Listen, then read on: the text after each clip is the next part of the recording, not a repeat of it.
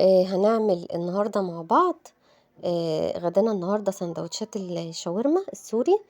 ده العيش السوري اللي كنا عملناه مع بعض، عيش الشاورما. بصراحة طلعته من الفريزر، شايفين جميل قوي. طلعته قبلها كده بساعة، فك على طول، متقطعش معايا ولا حاجة.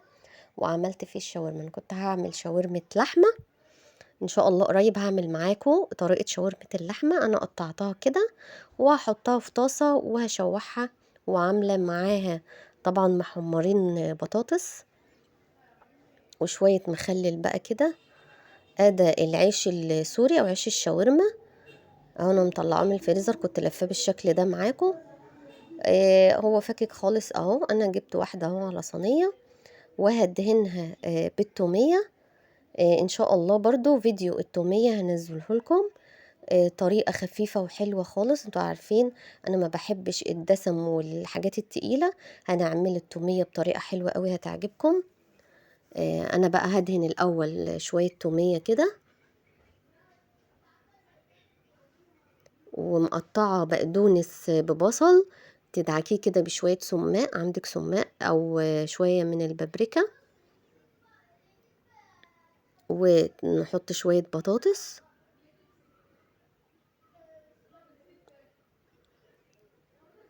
وبعدها بتحطي شوية من الشاورما.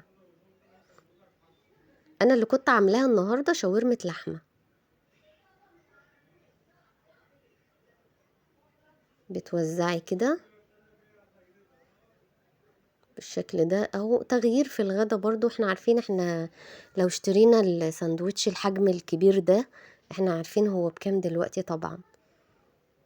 فطبعا اوفر بكتير ان احنا نعمله في البيت. هو الاول انا كنت لفيته ورجعت فكيته عدلته. الاول مفروض بتتني الطرفين الاول، بتتنيهم لجوه وبعد كده تلفي رول. يعني شايفين الطرفين دول مفتوحين؟ لا، مفروض ما نسيبهمش كده، نتني الطرفين. انا هعمل التاني معاكم هتشوفوه. شايفين التومية ما شاء الله تقيلة ازاي، وعاملينها بمقادير بسيطة جدا. ان شاء الله الفيديو اللي بعد ده هعمل لكم التومية، فيديو التومية. زي ما اتفقنا بنحط كده شوية من البصل والبقدونس، وبعدين بنحط البطاطس،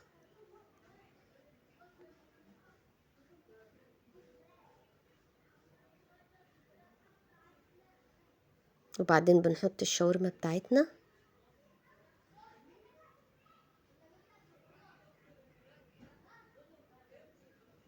وعلى فكرة يا جماعة، اللي بيصورني كده هو ابني الصغير، فانتوا هتلاقوا الكاميرا قاعدة تروح وتيجي كده، معلش. شايفين بقى الطرفين؟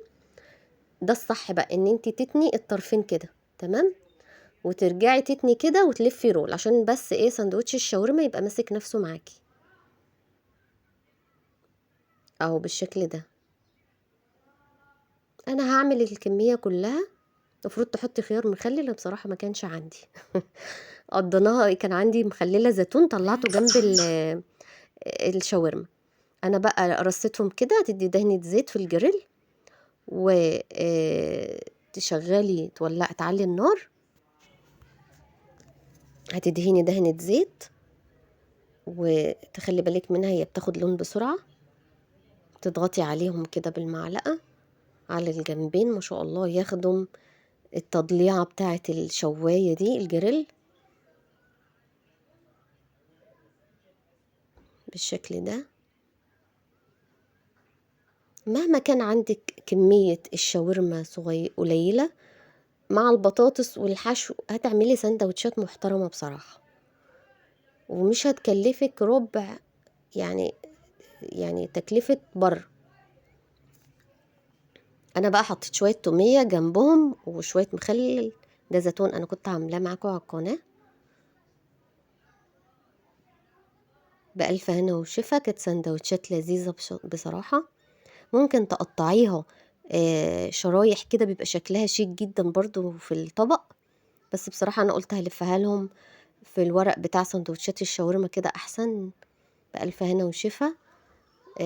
اتمنى تجربوا طريقة عيش الشاورما اللي عندكم على القناة. الفيديو اللي قبل ده على طول. عيش جميل جدا هيعجبكم، واسيبكم في حفظ الله وأمنه.